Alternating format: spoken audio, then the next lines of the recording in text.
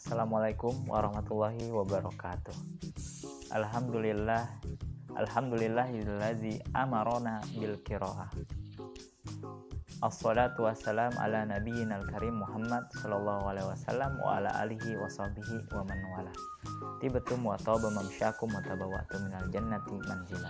Teman-teman yang dirahmati Allah Subhanahu wa taala, kali ini kita akan membahas satu tema dari buku Dr. Ragib Sirjani yang berjudul Qiraah Manhaj Hayah.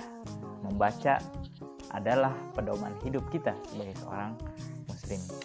Dan kali ini tema kita adalah Kaifa uhibbul qiraah. Bagaimana saya dapat menyukai aktivitas membaca ini.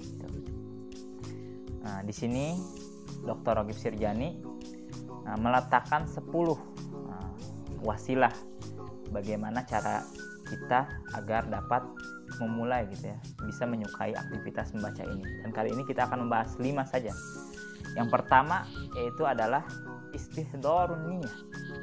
Kita harus menghadirkan niat kita Apa sih niat kita untuk membaca? Apa sih tujuan kita untuk membaca? Kalau Carlos Brouwer di Rumah Kertas, itu tujuan membacanya adalah agar melindunginya dari dingin katanya. Membaca agar dapat benar-benar makan malam misalnya dengan buku-bukunya. Jadi membaca untuk membaca Sampai pada akhirnya Carlos Brouwer ini mengasingkan diri di pantai di Uruguay dan membangun rumah yang mana rumahnya ini dibangun dengan buku-bukunya karena dia nggak punya harta lagi. Apakah seperti ini tujuan seorang muslim membaca, yaitu mengasingkan diri daripada manusia? Di sini kita dapat mengetahui bahwasanya tidak ada alasan yang paling tepat bagi seorang muslim untuk memulai aktivitas membacanya kecuali sebagai bentuk ketaatannya kepada Allah Subhanahu wa taala. Karena kita semua sudah tahu firman Allah Subhanahu wa taala, Iqra, membacalah. Dan membacanya ini bukan sekedar Iqra titik aja, tapi disambung dengan Bismi Rabbik. Nah, inilah yang menjadikan atau membedakan aktivitas membaca seorang muslim dan yang lainnya yaitu Bismi Rabbik. Membaca apapun itu buku paling kanan, buku paling kiri secara pemikiran harus Bismi Rabbik dengan alasan ketaatan atau mengingat Allah Subhanahu wa taala. Jadi teman-teman sekalian cari alasan itu Alasan teman-teman membaca apa sih Dan wasilah yang kedua adalah antadoa khuttah lil qiraah. Teman-teman meletakkan perencanaan untuk membaca Misalnya, saufa aqra hadhil kutub al-khamsah hilal al-ashhurul sittah al-qadimah. Aku mau baca 5 buku ini dalam 6 bulan ke depan.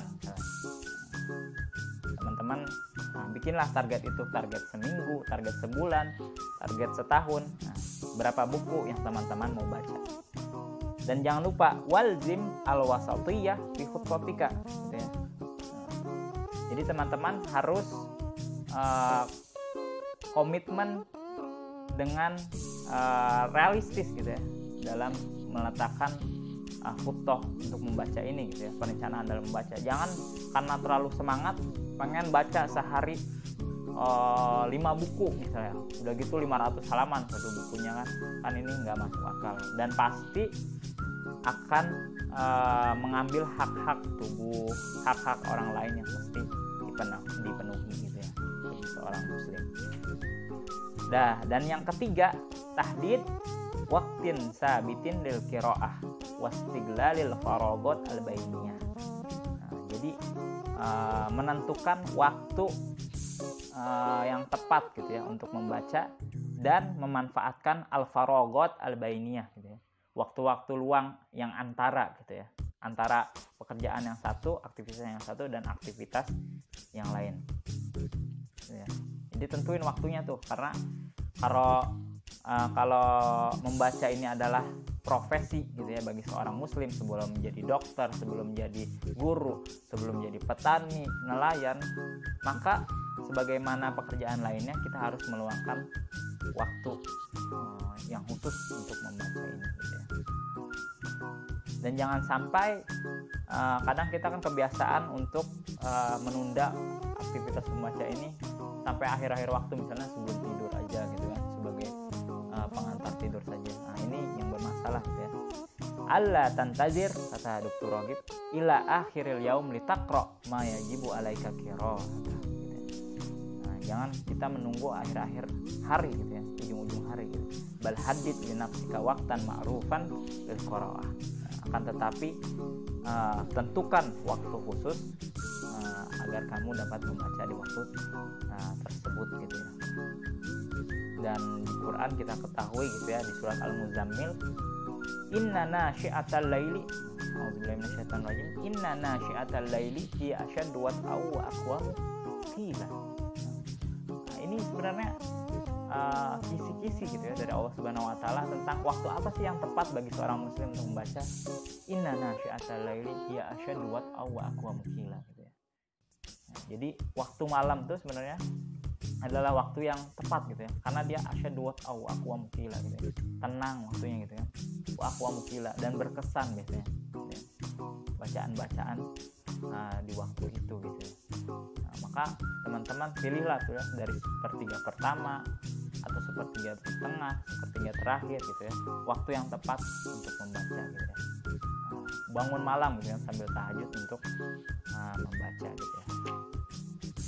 Kemudian wasilah yang keempat, al-wasilah ar-rabi'ah wahia at-tadarruj. Harus bertingkat-tingkat gitu ya membaca itu, atau apa ya bahasa yang bagusnya, tadarruj ya, bertahap membaca itu gitu ya. Al-ba'du indama yaqra'u hadhihi sutur an ahammiyatil qira'ah saufa tashtaillu hamasatu. Kita ketika baca buku ini gitu ya, kadang hamasah gitu ya, semangat banget gitu. Aku pengen baca sehari 20 jam lah gitu ya. Pengen selesai hari ini satu buku gitu ya. Kalau bukunya tipis nggak bermasalah, tapi kalau bukunya misalnya berjilid-jilid gitu kan, Fiqhus Sunnah misalnya 3 jilid, ini nggak bisa gitu. Semangat yang tidak realistis, semangat yang tidak karuan. Rubama yatgo waktul qiraah ala a'malin ukhra muhimmah fi hayatihi. Jangan sampai gitu ya, karena membaca ini kita malah melalaikan a'malun ukhra muhimmah gitu ya. Amal-amalan yang lain yang penting gitu ya.